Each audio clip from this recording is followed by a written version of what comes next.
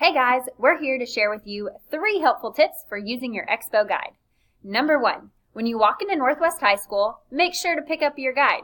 You also want to put your name and your campus name on the Expo guide, your first and last name, so that when you turn it in, they'll know whose guide it is. There's also a really helpful QR code that's going to link to the app that will tell you all about the presentations and what room they're located in. Number 2, you will need to know how to collect and fill in your map. So for instance, if I went and ate at the culinary, then I would need to get a stamp for that. Or if I went to a presentation and saw something, then I would have my facilitator give me a stamp for that as well.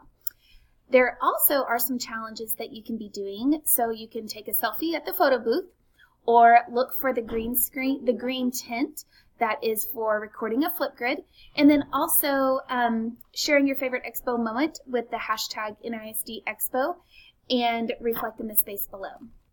So the third and final step is to make sure to turn in your Expo guide.